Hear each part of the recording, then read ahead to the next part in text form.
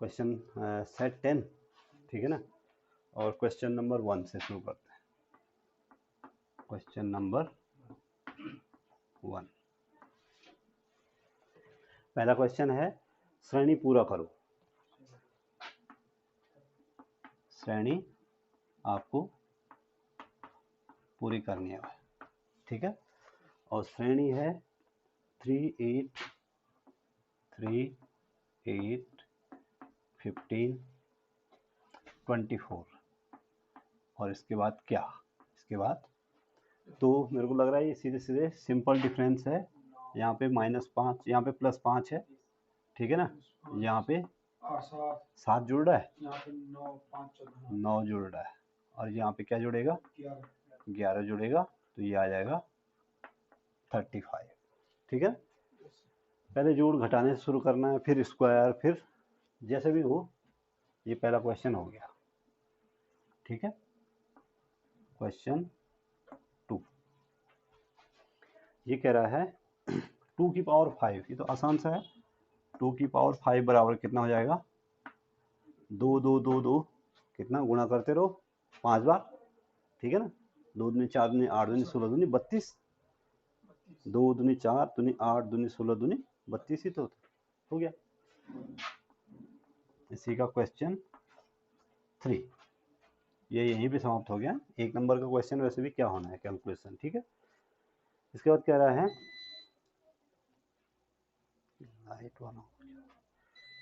ये वाला क्वेश्चन 5:6, 5:6 समानुपात है भाई 10:x, 10 देखो मैंने एक तरीका तो तुम्हें पहले ही बता चुका हूँ मैं कि क्या करना है आपको, कि 5/6 बराबर 10/x। एक तरीका तो ये है कि 5/6 बराबर 10/x, और ये इधर गुना होगा 5x = 60 और x = 60/5 यानी कि 12। एक तरीका तो ये है जो जनरल तरीका है, जो सब यूज करते हैं, ठीक है ना। और इसका एक शॉर्ट तरीका भी है। शॉर्ट तरीका ये है कि बाह्य पदों का गुणनफल, बाह्य पदों का, देखो ये ज्यादा आसान तरीका है। बाह्य पदों का गुणनफल बराबर अंतः पदों का गुणनफल, अंतः पदों का गुणनफल, गुणनखंड नहीं, गुणनखंड और गुणनफल में अंतर है, ध्यान दें। अब बाह्य पदों का गुणनफल, बाह्य पद क्या क्या है, बाहरी बाहर जो है, तो 5 को गुणा कर दो x से। देखो बाह्य पद क्या है, 5 और x, और अंदर वाले पद क्या है, आंतरिक पद 10 गुणा गया 6, और यहाँ से फिर से x बराबर कितना हो जाएगा, 12 आ जाएगा सीधे। तो ज़्यादा आसान तरीका है, याद रहेगा कि अगर समानुपात के पदों में कोई संख्या दी है तो बाह्य पदों का गुणनफल बराबर आंतरिक पदों का गुणनफल। अब कहीं भी हो, x कहीं भी हो, कोई फर्क नहीं पड़ता है। तो बाह्य पद क्या क्या है, जो सबसे बाहर है, और अंतः पद क्या है, जो बीच के। तो इसका और इसका गुणनफल और इसका गुणनफल आपस में क्या होता है, बराबर। तो ये ट्रिक है, ये क्या है, या फॉर्मूला भी कह सकते हो आप इसको, ठीक है। कितना क्वेश्चन हुए, क्वेश्चन नंबर 4। आज का क्वेश्चन नंबर 4 है 729 का घनमूल निकालना है। 729 का, देखो यहाँ पे 3 लिखा हुआ है तो घनमूल, 4 लिखा होता चतुर्थ मूल, कुछ नहीं लिखा हो तो वर्गमूल। तो 729 का अभाज्य गुणनखंड करो और देखो 7 2 9 9 9 18, तो 3 से भाग जा सकता है। तो 3 से, 3 दूनी 6, 3 चौको 12, 3 फिर 3 से जा सकता है, 4 2 6, 6 3 9 ना, 3 8 24, फिर 3 से जा सकता है 27, 3 से जा सकता है 9, 3 से जा सकता है 3, और 3 से जाएगा 1, ठीक है ना। तो कितने जोड़े बने, 3 3 के जोड़े बनेंगे भाई, 1 3, और तो घनमूल किसका 7 2 9, 729 बराबर 1, 3 3 के जोड़े बनेंगे हैं, घनमूल निकालते समय 3 का जोड़ा, वर्गमूल निकालते समय 2 का जोड़ा। तो 3 गुणा आ गया 3, यानी कि कितना हुआ 9। आसान है। एक वर्गमूल घनमूल निकालने वाला क्वेश्चन जरूर आता है, ठीक है। क्वेश्चन नंबर इसके बाद आएगा 5, और क्वेश्चन नंबर 5 है भाई 1 प्लस, सॉल्व करना है 1 plus 1 upon 1 minus 1 upon 1 minus 1 upon 2, 1 minus 1 upon, ठीक है ना। अब ये इस सवाल को क्या करना है, जो ऐसे भिन्नों वाले सवाल आए सबसे लास्ट से शुरू करना है भाई। कहाँ से शुरू करेंगे, सबसे लास्ट वाले को पहले सॉल्व करेंगे, फिर दूसरे वाले को, फिर तीसरे वाले को, फिर लास्ट में जो भी होगा। तो ये क्या हो जाएगा, देखो ये हो जाएगा 1 प्लस 1 अपॉन 1 माइनस 1 अपॉन 1, 2 1 जा 2 माइनस 1 बाई एल्शियम। देखो इसका और 2 का एल्शियम कितना आया 2, 2 एकम 2। आगे यही हो जाएगा 1 प्लस 1 अपॉन 1 माइनस, अब देखो 2 में से 1 गया, कितना बचा 1, और 1 बटे 2, 2 में से 1 गया नहीं, 1 अपॉन 1 बाई 2 हुआ ना, 1 अपॉन 1 बाई, भिन्न उल्टी हो जाएगी, 2 ऊपर चला जाएगा, तो ये हो जाएगा भाई 1 प्लस 1 अपॉन 1 माइनस, ये 2 ऊपर गया, 2 बटे कितना हुआ 1, ठीक है ना। अब ये हुआ 1 प्लस 1 अपॉन 1 माइनस 2 कितना हुआ -1, और ये फाइनली हुआ 1 प्लस माइनस का -1, यानी कि कितना आया 0। ये तुम्हारा आंसर आया, ठीक है, ठीक है। इसके बाद जो नेक्स्ट क्वेश्चन है, क्वेश्चन नंबर 6 या 7, 6, क्वेश्चन नंबर 6 है 2.81, और इनको जोड़ना है। तो मैंने दशमलव का जोड़ आपको पहले ही बताया है कि हमेशा पॉइंट वाले को एक सीध में रखना, पॉइंट को क्या रखना है, ठीक है ना। तो क्या हुआ, दूसरा है 0.002, तो पॉइंट यहाँ पे रखना है 0 0, कितने भी अंक जाएं पीछे आगे कोई फर्क नहीं पड़ता, लेकिन पॉइंट पॉइंट के नीचे, ठीक है। और तीसरा है 0.0, ठीक है ना। इसके आगे कुछ नहीं है तो कुछ क्या लगा दो 0, और जितने अंक हैं सबको बराबर करने के लिए इसके पीछे भी क्या लगा दो 0। देखो दशमलव से पहले ध्यान से सुनो, दशमलव से पहले अंतिम सार्थक अंक क्या है 2 है, इसके आगे कितने भी 0 लगाओगे कोई फर्क नहीं पड़ेगा। दशमलव के बाद जो अंतिम सार्थक अंक है वो क्या है 1 है, उसके पीछे कितने भी 0 लगाओगे कोई फर्क नहीं पड़ता, ठीक है ना।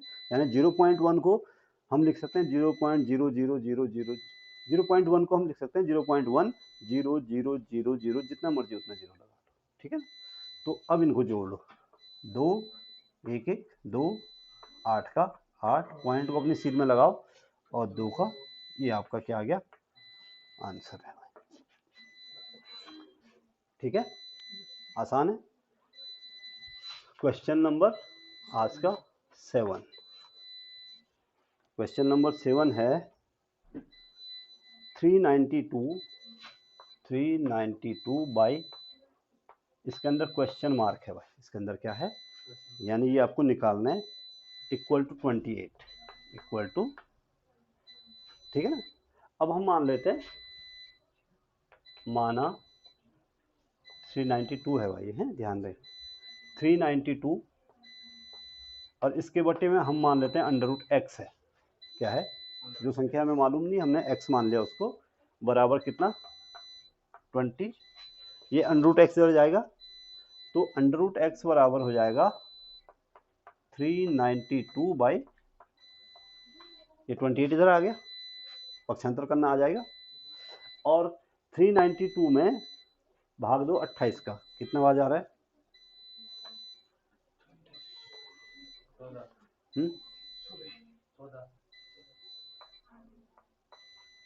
कितना आवाज आ रहा है, फटाफट बोलो।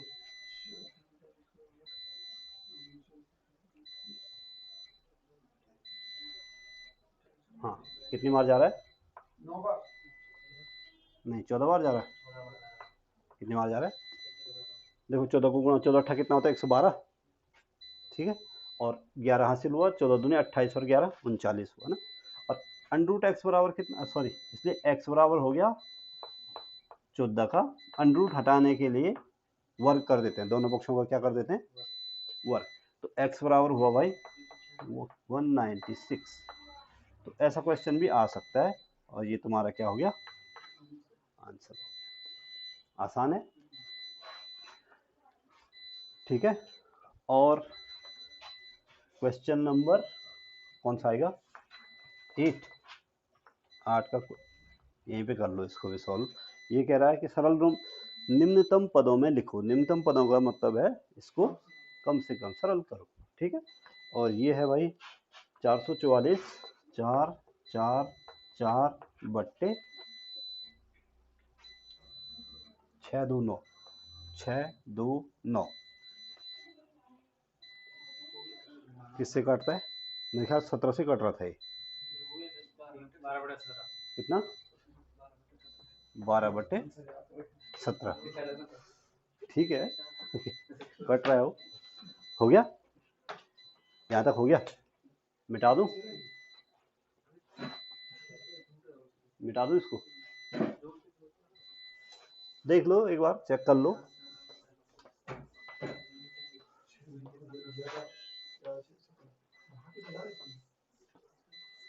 ये कल परसों ही में एक दिन बताया था ना।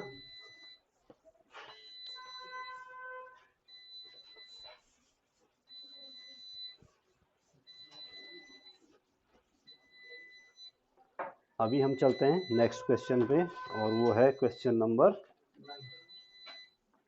आज का क्वेश्चन नंबर 9 भाई, ठीक है। एक पिता अपने पुत्र से 2 गुना बड़ा है। 2 गुना क्या है? और 20 वर्ष पहले पिता अपने पुत्र से 12 गुना बड़ा था। पिता और पुत्र की वर्तमान आयु कितनी है? ठीक है ना। तो मान लेते हैं, माना पिता की वर्तमान आयु, पिता की वर्तमान आयु कितना मान लेते हैं भाई? x वर्ष। और पुत्र की वर्तमान आयु कितना? इसमें x और y मानना, जो वर्षों वाले सवाल हैं ये, इसमें x और y ही मानना, ठीक है ना। आगे बोल रहा है प्रथम शर्तानुसार पिता की वर्तमान आयु पुत्र की वर्तमान आयु का 2 गुना है भाई। पिता की वर्तमान आयु पुत्र की वर्तमान आयु का, तो सीधे सीधे शर्त बनाओ। x बराबर क्या हो गया? 2y। x बराबर कितना हुआ? यही तो हुआ। पिता की आयु पुत्र की आयु की 2 गुनी है, तो पिता की आयु x है, पुत्र की y है, सॉरी पुत्र की कितनी है? y है। तो x y का 2 गुना है तो 2y हो गया, ठीक है ना। अब आगे बोल रहा है 20 वर्ष पहले, 20 वर्ष पूर्व। सबसे पहले तो हम ये निकालेंगे कि 20 वर्ष पूर्व पिता की आयु कितनी रही होगी? पिता की कितनी रही होगी? x माइनस 20 ईयर रही होगी। और 20 वर्ष पहले पुत्र भी छोटा रहा होगा ना, पुत्र की आयु रही होगी y minus 20 years, y minus यही रही होगी, ठीक है।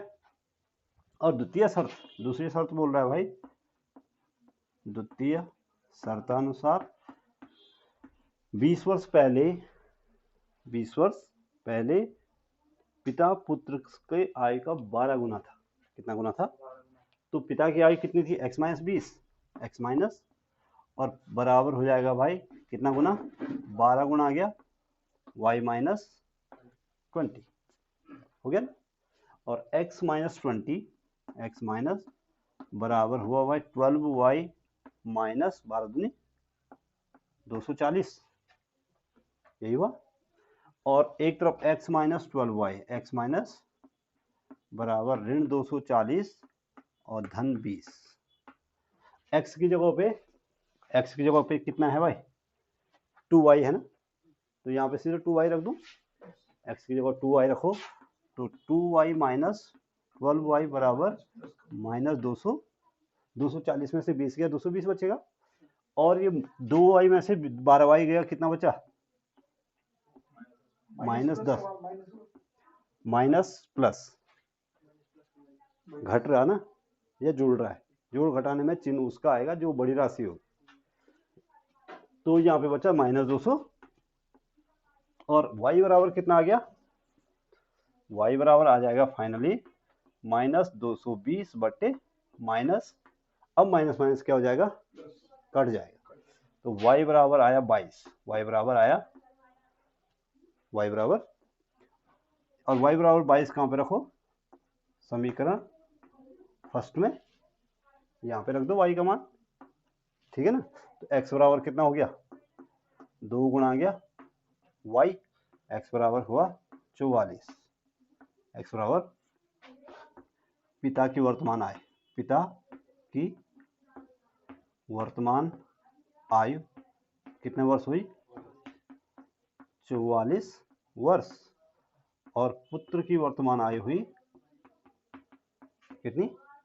22 वर्ष। अब ध्यान से देखो, 2 गुना है, नहीं है? 2 गुना है। अब 20 साल पहले पिता कितना साल का रहा होगा? 24 साल का। और पुत्र रहा होगा 22 में से 20 गया 2 साल, तो कितना गुना था? 24, 2 का कितना गुना होगा? 12 गुना। तो चेक भी साथ साथ कर लेना है, ठीक है ना। इसके बाद है क्वेश्चन आज का 10, क्वेश्चन नंबर,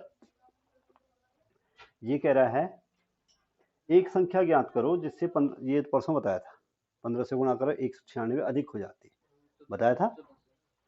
इसके बाद रेणुका अपने घर से चलना प्रारंभ करती है, ये भी बता दिया था, परसों ही वाला बताया था। हाँ, ये सारे के सारे 2 सवाल तो वही है, ठीक है ना। इसके बाद वाला सवाल नहीं है। यदि एक संख्या किसी दूसरी संख्या जो 40 से 4 कम है से 5 गुनी बड़ी है, ये भी हो गया था। हाँ, 36 में 180, हाँ ठीक है। तो 10वां सवाल है 4.7 ये भी हुआ था,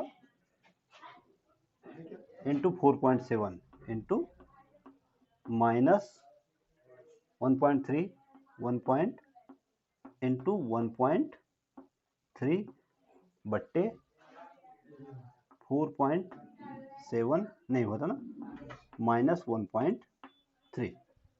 अगर हम 4.7 को a रखें, 4.7 को क्या रखें? गुणा भाग करोगे तो बहुत लंबा जाएगा है। और 1.3 को क्या रखें? 1.3 को क्या रखें? तो ये हो जाता है भाई a इंटू ए, यानी कि a स्क्वायर, ये हो जाता है b इंटू बी, यानी कि b स्क्वायर, और नीचे क्या बचता है? a माइनस बी, यही बचेगा। 4.7 की जगह a रखो, 1.3 की जगह क्या रखो? आ गई बात समझ में? अब a square minus B square का फॉर्मूला मैंने कल आपको क्या बताया था? a माइनस बी इंटू, इसीलिए कल परसों एक दिन पूरे फॉर्मूले बताए थे, ठीक है। और बट्टे में क्या बचा? और a माइनस बी से a माइनस बी क्या हो गया? कट गया। क्या बचा?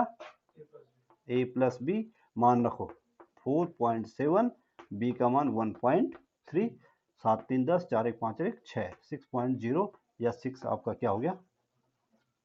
आंसर हो गया। बिना गुणा भाग के हो गया, क्योंकि आपको फॉर्मूला मालूम था। नहीं तो आपको क्या करना पड़ता है? इसको गुणा करो, फिर इसको गुणा करो, फिर इसमें घटाओ, फिर भाग दो, ठीक है। तो फॉर्मूले इतना काम आते हैं, ठीक।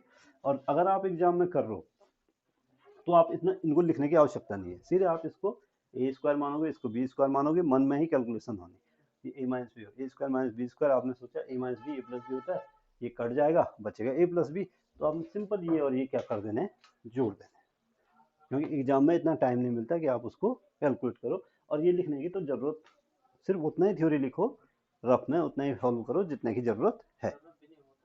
रफ पेज तो होता है, अगर रफ पेज नहीं मिलता है, अगर नहीं मिलेगा तो आप डिमांड कर सकते हो, एग्जामिनर होगा जो, या जो इन्विजिलेटर होगा, हाँ, उसमें रफ पेज आप मांग सकते हो, ठीक है, कैलकुलेशन करने के लिए। इसके बाद है 30 का 30% तो कोई भी निकाल लेगा, निकाल लोगे। अब है भाई under root A square under root of A का स्क्वायर इंटू ए की पावर 4, ए की पावर। अब ध्यान दो, आपको मैंने क्या बोला था कि घातें आपस में क्या हो जाती हैं, गुणा में घातें जुड़ती हैं। तो ए की घात 4 और 2 6, ए की पावर n इंटू ए की पावर m बराबर ए की पावर m जुड़ती है, गुणा में घातें क्या होती है। अब ए की पावर 6 है भाई, ए की पावर, यानी ये हो जाएगा ए की पावर 6 और वर्गमूल को क्या लिखते हैं, आधी घात। वर्गमूल को क्या लिखते हैं 1/2। अब मैंने ये भी बताया था ए की पावर m, और अगर उसकी पावर n है तो क्या हो जाता है, ए की पावर गुणा हो जाती है। हाँ, घात के ऊपर घात हो, घातें आपस में गुणा हो जाती है। तो ये 6 को 1/2 से गुणा करेंगे तो ए का क्यूब आ जाएगा।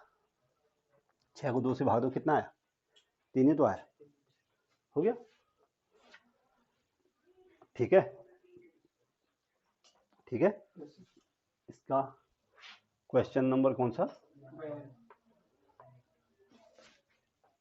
Question number 12। ये कह रहा है 8, और इसको क्वेश्चन मार्क की जगह मैं क्या लिख दे रहा हूं, x, और बराबर, सॉरी, 1/4। फिर से आ गया ये। अभी मैंने आपको क्या बताया था, बाह्य पदों का गुणनफल, बाह्य पदों का और आंतरिक पदों का गुणनफल आपस में क्या होता है, बराबर होता है। बाह्य पदों का गुणनफल कितना हुआ, 12 हुआ, 8 चको, और 1 इंटू एक्स कितना हुआ, x, 1 इंटू एक्स, तो सीधे सीधे x का मान कितना आ गया, 32 आ गया। ठीक है ना, न बट्टे में रखना पड़ा, न गुणा करना पड़ा, न भाग देना पड़ा। तो फॉर्मूले आपके कैलकुलेशन को शॉर्ट करते हैं भाई, ध्यान दें। ठीक है ना, आ जाएगा सीधे, तो टाइम आपको बचेगा। इसके बाद क्वेश्चन नंबर 30, क्वेश्चन नंबर, ये कह रहा है x का मान निकालो। औसत 21 है, औसत कितना है 21, और x का मान क्या करना है, ठीक है ना, ठीक है। अब आप सीधे सॉल्व करना है। औसत बराबर क्या होता है,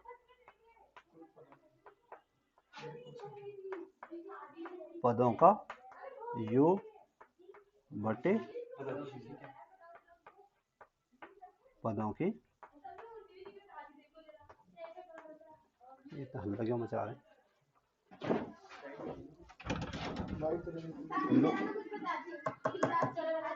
गप मत मारो, है पढ़ा रहा हूँ। पदों का योग बटे पदों की संख्या। अब देखो औसत कितना दे रखा है, 21। अब पद दे रखे हैं भाई, देखो 18 + 15, 18 15 प्लस x प्लस 22 28 22 28 और 31, और डिवाइडेड बाय कितने पद हैं भाई, 1 2 3 4 5 6। अब इनको जोड़ो, 18 5 33, 33 और 22 55, 55 और 28 78, 55 और 28 83, 83 और 1 82, 84, 84 और 30 114, 11 और प्लस x ऐसे रहेगा भाई, और बट्टे वाला 6 भी। एक बार फिर से कैलकुलेट कर लो, है ये हुआ 59, 59 + 2 81, 81 और 15 कितना हुआ 96, और 96 और 18, हाँ ठीक। और ये इधर गुणा हो जाएगा, तो 114 प्लस x बराबर 6 कम 6, 6 दूनी 126, x बराबर हुआ भाई 126 ऋण 114, x बराबर कितना आया 12। ये आपका आंसर है। क्यों, 126 में से 114 घटा दो, 12 तो बचा। आ गई बात समझ में। फिर एक दिशा वाला सवाल है भाई, हो गया, मिटा दूं इसको। कितने क्वेश्चन हुए? 12।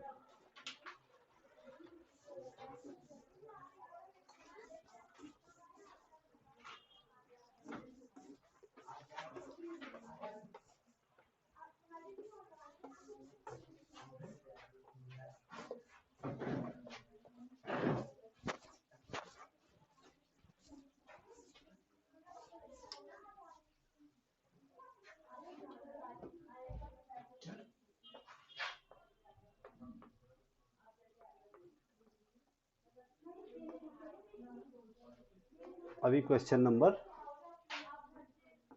14। क्वेश्चन नंबर 14 है।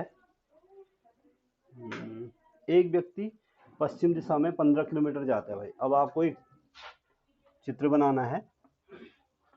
पूर्व, पश्चिम, उत्तर और दक्षिण। कितना किलोमीटर जाता है पश्चिम की ओर? 15 किलोमीटर। हम एक खाने को 5 के बराबर मान लें तो ये कितना किलोमीटर गया? 15 किलोमीटर। ठीक है, तो वो कहाँ पे पहुंच गया? सपोज के लिए ए पे पहुंच गया, पश्चिम दिशा की ओर गया। ठीक है ना। उसके बाद उत्तर दिशा की ओर 8 किलोमीटर जाता है। अब उत्तर की ओर गया भाई, ऊपर की ओर, और कितने किलोमीटर गया? 8 किलोमीटर। कहाँ पे पहुंच गया? बी पे पहुंच गया। अब कह रहा है ज्ञात कीजिए कि प्रारंभ बिंदु से कितना किलोमीटर की दूरी पर है। ये ओ है, प्रारंभ बिंदु क्या है, और ये दूरी आपको क्या करनी है? ज्ञात करनी है भाई। सिंपल सा एक समकोण त्रिभुज है, पाइथागोरस थ्योरम लगेगी। तो आपको क्या करना है कि त्रिभुज ओ ए बी में पाइथागोरस प्रमेय लगा देनी है भाई। त्रिभुज एबीसी में पाइथागोरस प्रमेय लगा दो तो क्या हो जाएगा? ओ बी का स्क्वायर कर्ण का वर्ग बराबर ओ ए का स्क्वायर प्लस ए बी का, और ओ बी ही आपको निकालना है, कर्ण निकालना है। तो ओ बी का स्क्वायर मान निकालो, ओ ए का स्क्वायर, ओ ए कितना है? 15 का स्क्वायर, ये कितना है? ओ बी का स्क्वायर बराबर 225 हुआ भाई, और ये 64 हुआ, जोड़ के 289 आएगा। कितना आएगा? O B equal to, square हटाने के लिए वर्गमूल निकालो, 289 स्क्वायर हटाने के लिए क्या निकालो? तो ओ बी बराबर कितना किलोमीटर? 17 किलोमीटर। आंसर है तुम्हारा 17 किलोमीटर। प्रारंभिक बिंदु से वो 17 किलोमीटर दूर है भाई। प्रारंभिक बिंदु से कितना किलोमीटर दूर है? ठीक है। और देख लो ये क्वेश्चन भी रिपीट कर रहा है बार बार, तो ऐसा कोई क्वेश्चन आएगा। अगर आपको पूछा जाए किस दिशा में, तो उत्तर पश्चिम दिशा में। ठीक है। इसके बाद क्वेश्चन नंबर 15। क्वेश्चन नंबर 15 है, यदि कोई वस्तु 80 रुपये में खरीदी जाए और नहीं 60 रुपये में खरीदें और 80 में बेच दें, तो कितना प्रतिशत लाभ हुआ या हानि हुआ? पहले तो ये बताओ, लाभ होगा हानि होगा? लाभ होगा, क्योंकि 60 में खरीदा और 80 में बेचा। ठीक है ना, तो लाभ हुआ। तो क्रय मूल्य कितना? क्रय मूल्य 60 रुपीज, और विक्रय मूल्य कितना? 80 रुपीज। इसलिए लाभ ही होगा, क्योंकि विक्रय मूल्य ज्यादा है। ठीक है ना। तो लाभ हुआ भाई 80 माइनस 60, तो कितना रुपया? 20 रुपये का लाभ हुआ। अब आपको प्रतिशत लाभ निकालना है। तो लाभ प्रतिशत बराबर क्या बताया था? लाभ गुणा गया 100 बट्टे क्रय मूल्य। अगर हानि होती तो भी यही सूत्र लगता, हानि गुणा गया 100 बट्टे हानि का प्रतिशत, सॉरी क्रय मूल्य। अब देखो लाभ परसेंट हो गया भाई, कितना लाभ कितना हुआ? 20 रुपया, 100 और बट्टे 60, 0 0 से कट गया, 200 बटे 6, 2 से 6 कटा 3 बार, और 3 100 बटे 3, 100 बटे 3%, यानी 33.33%। 100 में 3 का भाग दे दो, 33.33 आएगा।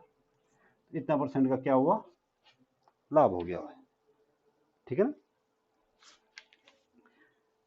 रेलगाड़ी खंभा पार करने वाला मैं बता चुका हूँ आपको, फिर से रिपीट हो गया सवाल। साधारण ब्याज वाला मैं बता चुका हूँ, ठीक है। पिता पुत्र की आयु फिर रिपीट हो रहा है। हाँ, अब एक व्यापारी ने, ये वाला क्वेश्चन ठीक है, क्वेश्चन नंबर कौन सा आएगा, 16। ये कह रहा है कि एक व्यापारी ने 2 रेडियो 960 रुपये में खरीदे। 2 रेडियो कितने में खरीदे, 960 रुपये में। एक पर उसको 15% हानि पर बेचा, दूसरे को 19% लाभ पर बेचा। दोनों रेडियो समान मूल्य पर बेचे गए। एक रेडियो, अच्छा 2 रेडियो खरीदे ना 260 में, उसने एक रेडियो को 15% हानि पर और दूसरे रेडियो को कितना, 19% लाभ पर बेच दिया। यदि दोनों रेडियो समान मूल्य पर बेचे गए हों तो प्रत्येक का क्रय मूल्य कितना है। प्रत्येक का क्रय मूल्य क्या है, ठीक है। तो मान लेते हैं पहले रेडियो का क्रय मूल्य हम मान लेते हैं x रुपया है और दूसरे का कितना मान लेते हैं y रुपया। अब दोनों को जोड़कर कुल क्रय मूल्य है 960 रुपये। तो x प्लस वाई बराबर कितना हो गया, 960। एक को उसने 15% हानि पर बेचा, दूसरे को 19% लाभ पर बेचा, दोनों समान मूल्य पर बेचे गए, ठीक है ना। तो ये सवाल जरा ठीक है, मान लेते हैं। माना पहले रेडियो का क्रय मूल्य, पहले रेडियो का क्रय मूल्य कितना भाई, x रुपये, और दूसरे रेडियो का क्रय मूल्य कितना, y रुपये। अब कुल क्रय मूल्य है कितना, 960 रुपये। प्रश्नानुसार या प्रथम शर्तानुसार जो भी आप लिखना चाहो, कुल क्रय मूल्य है 960, तो x प्लस वाई बराबर कितना आया, 960। समीकरण नंबर क्या बना दो, 1 बन सकता है, आसानी से बन सकती है समीकरण। अब देखो, पहला रेडियो 15% हानि पर बेचा, दूसरा 19% लाभ पर। तो 15% हानि पर बेचने पर पहले रेडियो का विक्रय मूल्य, पहले रेडियो का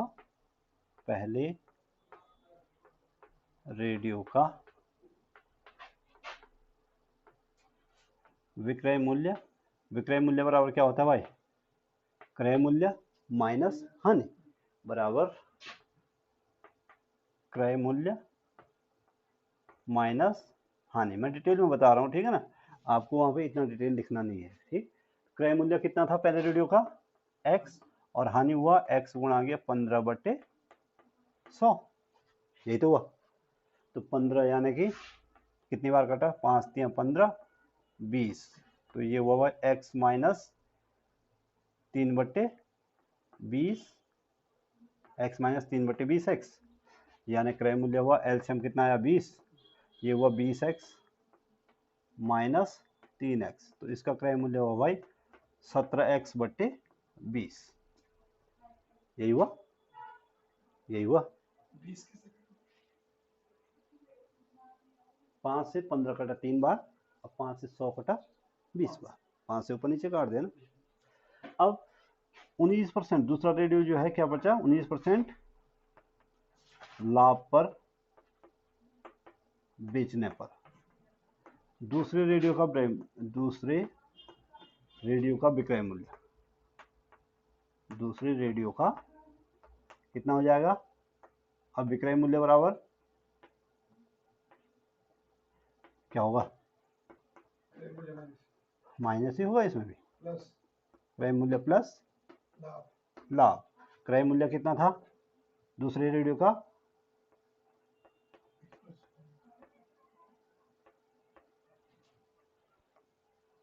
दूसरे रेडियो का क्रय मूल्य कितना था, y रुपया, y का 19% जोड़ दो, तो ये हुआ भाई। अब यहाँ पे एलसीएम सीधे कितना आ जाएगा, 100, 100y प्लस 19, यानी ये हुआ भाई 119y/100,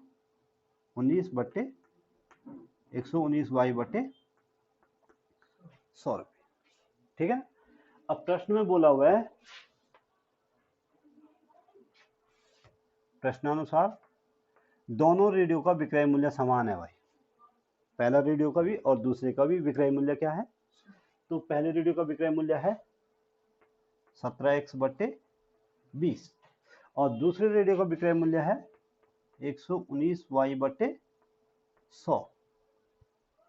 ठीक है ना, इतना ही है। इसको इधर गुणा करो तो 1700x कितना हुआ, 1700x हुआ, और यहाँ से 2 जीरो 19 दूनी 38, 238, 2380 y, 2300, यही हुआ 1700x बराबर 2380 y। अब यहाँ से देखो समीकरण 1 से यहाँ से y बराबर क्या लिख सकते हैं भाई, 960 माइनस x लिख सकते हैं। y बराबर, y की जगह क्या रख सकते हैं, 900, रहने दो छोड़ो, ऐसे नहीं रखें, बाद में देखेंगे। 1700x बराबर कितना हुआ, 2380 y, तो यहाँ से x बराबर कितना हुआ, x बराबर हो गया 2380/1700 y। एक जीरो से जीरो कटा, 17 से कटता है 17 एकम 17, 17 चकू 68, 17 ये 10 बार कटा, 17 एकम 17, 6 8, 17 चकू, ठीक है ना। और फिर ये 2 से कटता है 5 बार, 7 से कटता है। x बराबर हुआ 7/5 y, कहाँ पे रखो, समीकरण फर्स्ट में रख दो, यहाँ पे x की जगह रखो 7/5 y प्लस y बराबर 960, एलसीएम आया भाई कितना 5, तो 7y धन 5 कम 5y बराबर 960, 7 5 12y बराबर 5 इधर गुणा हो जाएगा, 5 0 को 0, 5 6 30, 5 9 45 3 48, y बराबर 4800/12, y बराबर कितना आया 400, y बराबर कितना आया, और y बराबर 400 कहाँ रखो, समीकरण फर्स्ट में, तो x धन 400, x धन बराबर 960, x बराबर आया 960 ऋण 400, x बराबर आया 560। पहला रेडियो खरीदा उसने 560 रुपये में, दूसरा खरीदा कितना 400 में, कुल कितने में खरीदा 960 रुपये में। अब आप देखोगे इस पे 15% की हानि निकाल देना और इस पे 19% का लाभ निकाल देना, जो आएगा वो आपस में बराबर आएगा। ठीक है, ठीक है, तो ये है भाई, तो ऐसे क्वेश्चन पूछे जाते हैं, ध्यान में। ठीक, थोड़ा लंबा जरूर है, लेकिन अगर 1-2 बार प्रैक्टिस करोगे तो आसानी से हो जाएगा। हो गया, मिटा दूं, कुछ पूछना है, हो गया, ठीक है।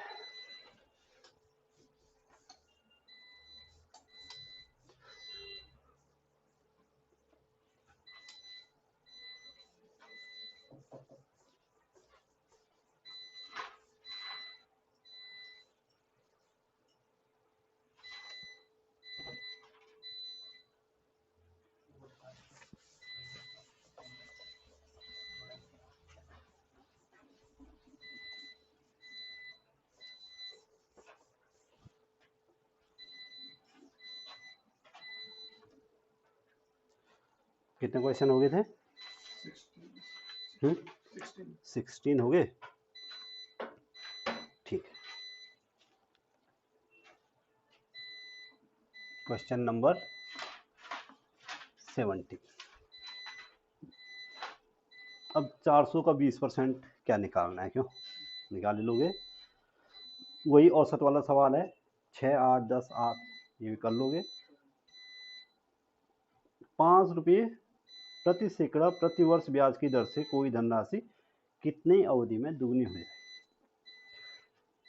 मूलधन मान लेते हैं, माना मूलधन कितना भाई, x रुपये, मूलधन कितना और मिश्र धन बोला हुआ है, राशि दोगुनी हो जाएगी, तो मिश्र धन कितना हो जाएगा 2x। मिश्र धन कितना हो जाएगा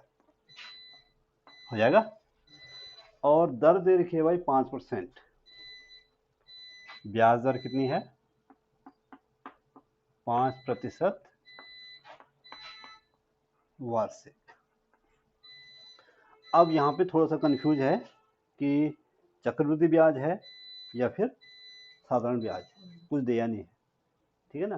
तो हम चक्रवृद्धि ब्याज ही मान लेते हैं, ठीक है ना। चाहो तो साधारण ब्याज भी मान सकते हो, लेकिन मैं फिलहाल पहले चक्रवृद्धि ब्याज से बता देता हूँ और फिर साधारण ब्याज।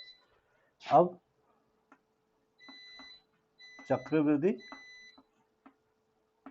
ब्याज से अगर चक्रवृद्धि ब्याज लग रहा है तब, ठीक है, ये नोट, ये एस्टिक्स लगा रहा हूँ क्योंकि आपको बोला जाएगा क्लियर। चक्रवृद्धि ब्याज से आप जानते हैं भाई क्या, मिश्र धन बराबर मूलधन गुणा गया 1 + दर बटे 100 की घात समय, 1 बटे दर बटे 100 की घात। तो मिश्र धन कितना है 2x, मूलधन माना हुआ है हमने x, दर कितनी है 5 बटे 100 की घात समय n मान लो, समय को क्या मान लो t मान लो, n मान लो, x मान लो, कुछ मान लो। ये x से x, ये x इधर आ जाएगा, x से x क्या हो गया, दोनों पक्षों में गुणा है तो कट जाएगा। तो ये हुआ भाई 2 = 1 + 5 से 1/20, 1/20 की घात n, यानी 2 = 21/20 की घात n। अब चूंकि 21 इधर 2 है भाई और उधर 21/20 है, तो हम यहाँ पे इस सवाल को सॉल्व नहीं कर पाएंगे, ठीक है ना। क्यों नहीं कर पाएंगे, क्योंकि 2 को हम 21/20 की घातों के रूप में नहीं ले पाएंगे। तो अगर ये चक्रवृद्धि ब्याज से नहीं निकलता है तो क्या तरीका है, ये यहाँ पे कांट बी सॉल्व, यहाँ पे सॉल्व नहीं हो सकता है, ठीक है ना। होने को हो सकता है, देखो अगर मैं इसको लॉग विधि से करूँ या किसी और विधि से करूँ, लेकिन जिस स्टैंडर्ड पे जो चीज़ें आप पढ़ लो वहाँ पे इतना नहीं आएगा, लॉग से हो सकता है, ठीक है ना।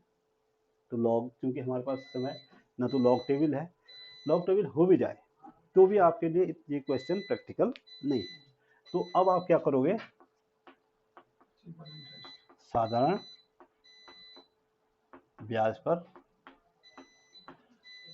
अगर हम साधारण ब्याज से लें तो आप जानते हैं साधारण ब्याज बराबर,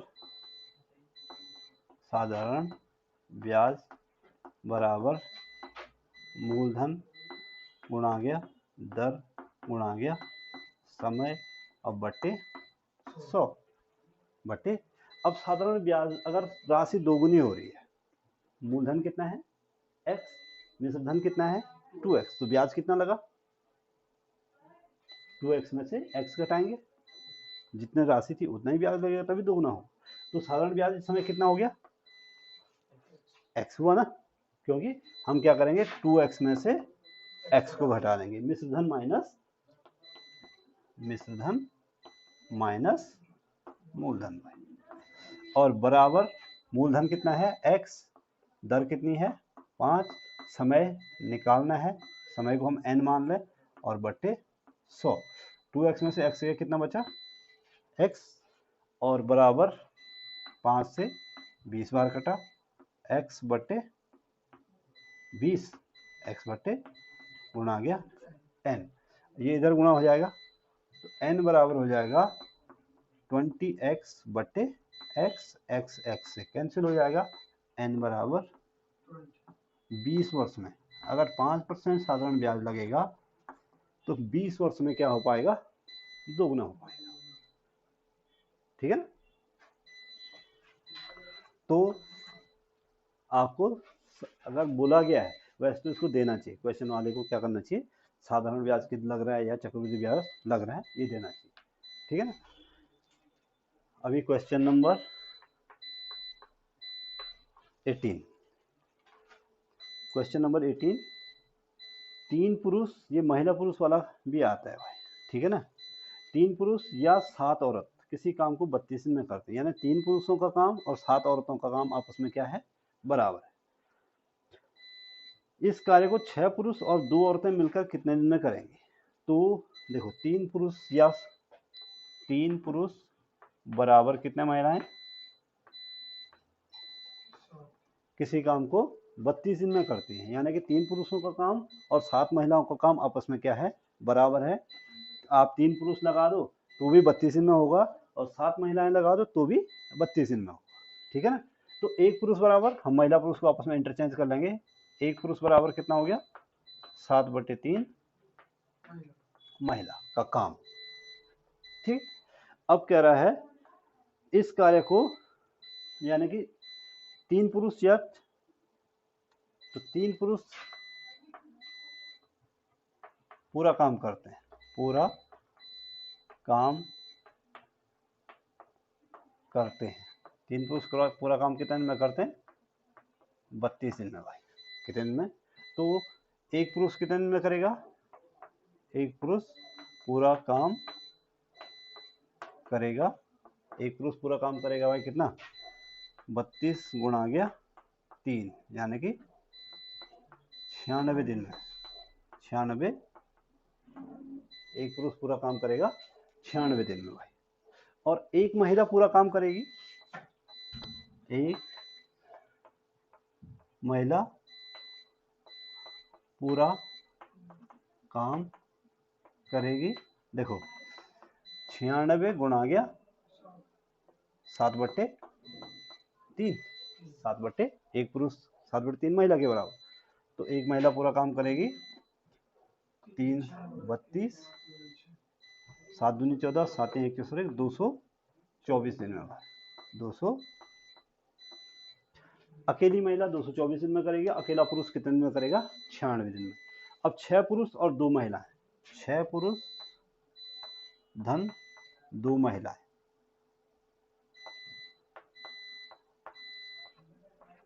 यानी कि 6 पुरुष, तो 6 पुरुष ही रहने दो, 6 पुरुष को रहने दो 6 और प्लस 2 महिलाएं, एक महिला कितने पुरुष के बराबर, नहीं, एक महिला एक पुरुष 7/3 महिला के बराबर, तो 6 पुरुष 6 गुणा गया 7/3 महिला हो गया, और प्लस कितनी महिलाएं, 2 महिलाएं, यानी कि 3 दूनी दोस्तों 14 2 16 महिलाएं, 6 पुरुष धन 2 महिला बराबर हो जाएगा 16 महिलाएं, ठीक है ना।